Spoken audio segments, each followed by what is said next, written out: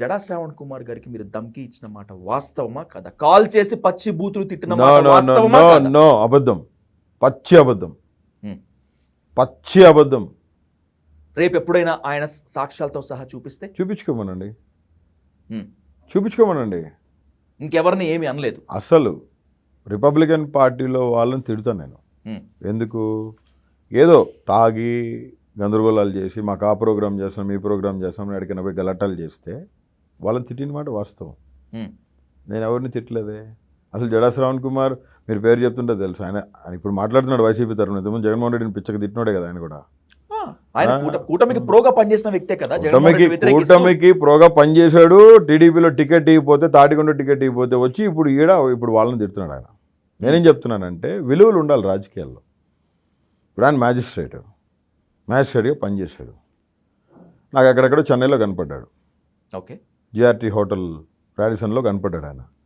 ఇంకా అయినా నేను చెప్పాను అనుకో, ఆయన ఎవరితో వచ్చింది ఏంది, don't go into no personals కాదు. No, no. ఇప్పుడు నేను నువ్వు చెప్పమన్నా చెప్పను విజయ్, ఎందుకంటే సాటి సహోదరుడు, మాజీ జడ్జి, ఈ మమ్మల్ని చూడగానే లేచి వెళ్ళిపోయినాడు. బ్రేక్ఫాస్ట్లో కూర్చున్నాడు, బ్రేక్ఫాస్ట్ కూడా తినుకొని జంపు. అయినా నేను మాట్లాడకూడదు ఇప్పుడు. నీకు కావాలంటే నేను ఒక వీడియో హోటల్ నుంచి నేను వీడియో ఒకటి తీసుకున్నా, నీకు పంపిస్తాను విజయ్. వద్దు నేను మీ వ్యక్తిగత మీరు ఇంకొకరు వ్యక్తిగత Vijay, Borugadda Anil is open book. నీకు తెలుసు మొత్తం, being a well educated personality.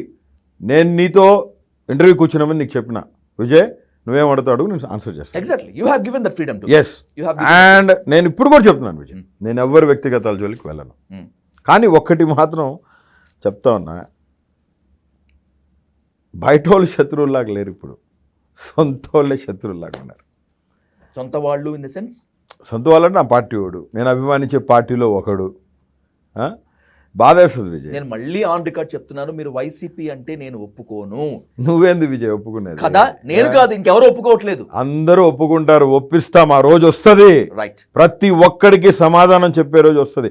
ఇందాక చెప్పిన క్వీన్ పోతుంది రాయల్ చారియట్లో, కుక్కలు మురుగుతున్నాయి, జనమందరు నుంచున్నారు అక్కడ. జనమందరూ ఆమెకి వందనం చేసినారు, గౌరవ వందనం చేసినారు. వాళ్ళతో పాటు నేను కూడా తలదించకుండా గౌరవ వందనం చేసిన భారతీయుడిగా.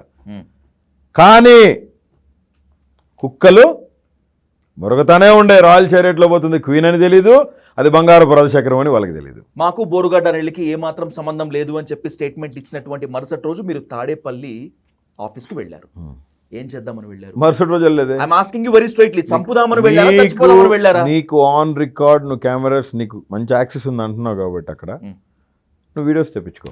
ఓకే, అతను నా గురించి మాట్లాడక ముందు రోజు వెళ్ళారు, మాట్లాడిన తర్వాత కూడా వెళ్ళారు. మాట్లాడక ముందు రోజు వెళ్ళాను.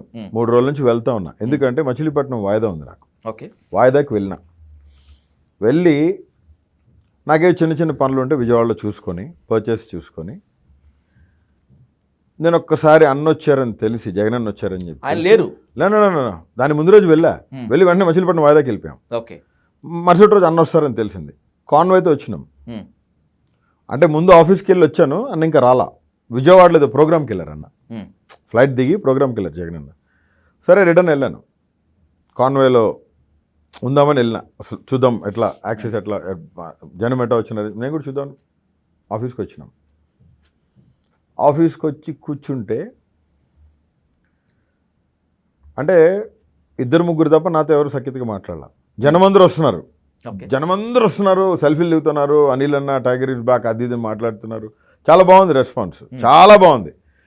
చాలా అంటే ఇంకా అసలు హ్యూజ్ క్రౌడ్ అనమాట. ఒక్కసారి వచ్చి మీద పడి ఫోటోలు దిగుతాను.